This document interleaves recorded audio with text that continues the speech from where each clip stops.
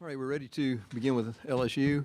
Reminder, no live video or live streaming in the room. If you need video, you can secure it in the distribution area in the back of the room. We'll begin and ask Coach for some general comments on the game. Then we'll go to players' questions only for Darius Days, Tari Eason, and Efton Reed. And then we'll excuse them and then finish up with Coach. So, Coach, if you begin, some general thoughts. Well, we got off to a good start. It's a good win. You know, anytime you can win in the tournament is a positive. Obviously, we had some major lapses in the second half, but I thought Missouri played extremely well, caused 24 turnovers, which was good.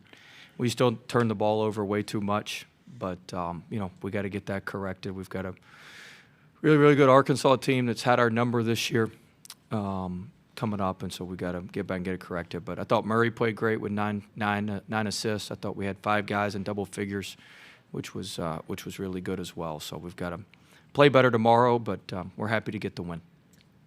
All right, we'll take questions just for the 3 student athletes. If you'll raise your hand, we get a floor microphone to you, and we'll start right here on the front row. Really, for any 3 of you guys, obviously Xavier Pinson came into this game playing against his former team. Was there any extra motivation for him, or how did you guys kind of see him go throughout the game? Let's start with Tari, maybe. Let's get a particular player. Okay. Yeah, Tari. Can you repeat the question, please? X. Oh, about X. Was there any what? Any extra motivation playing against his former team and just kind of see him play there? I don't think there was extra motivation. I think we just wanted to win. We wanted to get a win, and obviously we wanted another crack at Arkansas. So I think that was motivation in and of itself. Obviously, maybe X had a little more intrinsic motivation because it was his old school, but it was motivation nonetheless, like any other game. Raise your hand if you have another question, and we'll get a microphone to you. Let's go to the aisle in the middle. Darius, Coach always talks about y'all play well with distractions and stuff like that. Did the first half today kind of play into that a little bit? I just feel like we just executed everything, mostly everything Coach said, But, we just got to be better. And, distractions really doesn't bother us too much at times. So, we just got to lock in and, get ready for Arkansas. Next question on the aisle in the middle. Hey guys, I'm Bob Holt from the Arkansas Democrat Gazette newspaper. What do you remember about those first 2 Arkansas games? What stands out to you, and what are your expectations for tomorrow? Getting a third shot at them. I'd like all of them to take it, if that's okay. Could you repeat the question, please? What do you guys? I'm sorry. What stands out to you guys about the first 2 Arkansas games? Obviously, they were back and forth and very close. And what are your expectations playing them tomorrow? I mean, yeah, when we both, those both games that we played, they're close games. It was a really good game, and we just look forward to playing them again and executing our stuff against them, basically, yeah. Darius. Jalen Williams. For sure.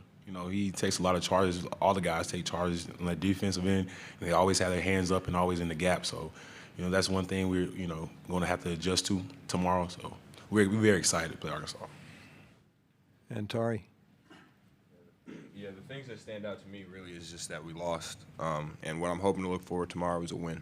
So that's what we're gearing up for, and that's what we're going to hopefully gear up to do. All right, hands up. Let's go to the front row. Timms with the New York Times. I actually wanted to ask you guys about Kentucky's big man, Oscar Tshiebwe. What's it like going against someone who's so as dominant as he is, and does it take a different toll on your body when you're having to go against him, and just what's it like going against someone physically like that? Well, let's call one player. Which player would you like?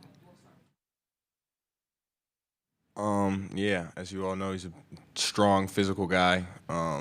He's aggressive on the rebound. He has a high motor. It can be difficult at times to box him out. And he's just kind of a problem down low at times. So I think just trying to put a lot of bodies on him, try to throw as many bodies as you can at him, kind of down low to get him out the paint and out the rebounding situation. And yeah, that you got to just kind of do that as best as you can and manage it. Same for the others.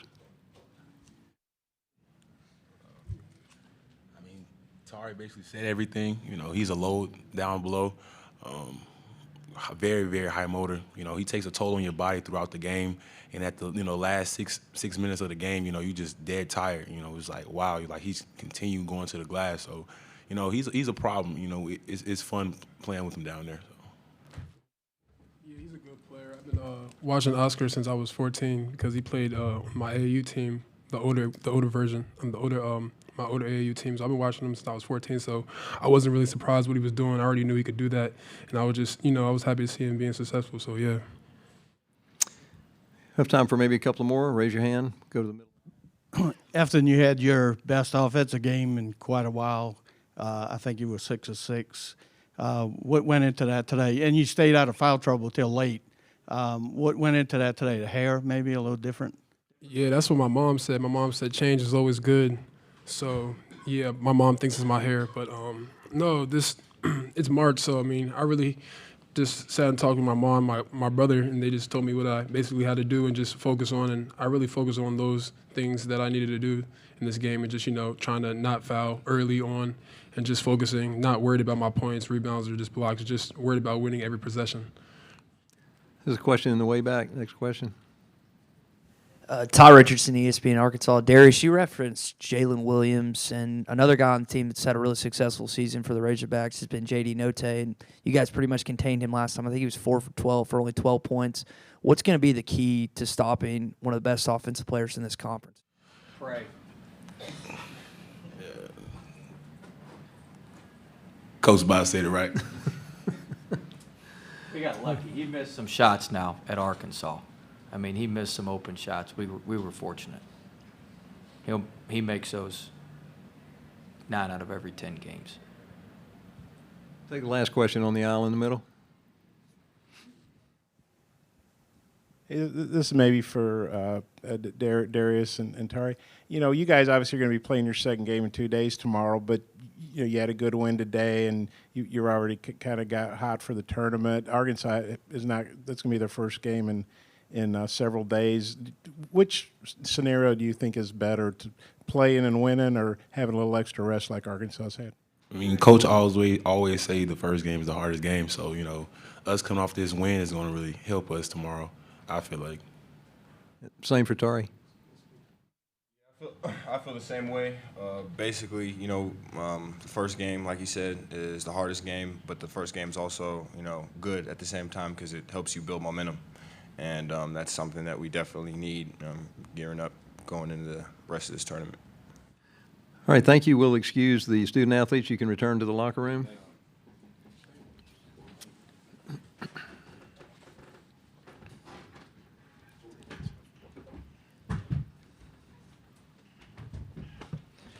And we'll continue on with Coach Wade. Raise your hand and we'll get a floor microphone to you. Let's start right on the front row.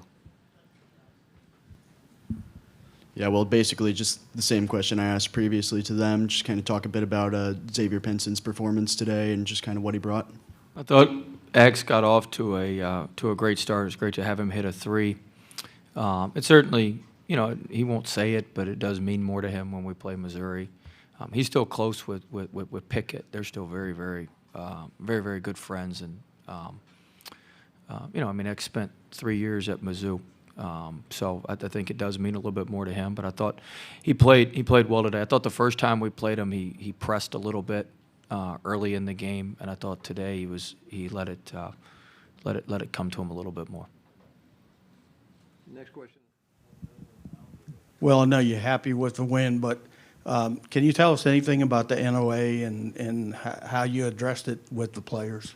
No, I can't comment on any of that. On any of that stuff. So we hadn't been able to comment on it since everything started, and I certainly look forward to commenting when it's all over. But until then, they won't allow us to comment. I will say this, in general, Sheldon, you cover us every day. When stuff's swirling around, you got to narrow your focus. And so you can't worry about everything that's going on around. You got to narrow your focus. We're here to play basketball. Whatever's going on doesn't affect anybody on our team. Not one of our players was here, hardly. I mean, it doesn't affect anybody. So we're here to play basketball. They're focused on basketball. We talked about narrowing our focus to basketball, which we did. Have you seen it yet, the NOA?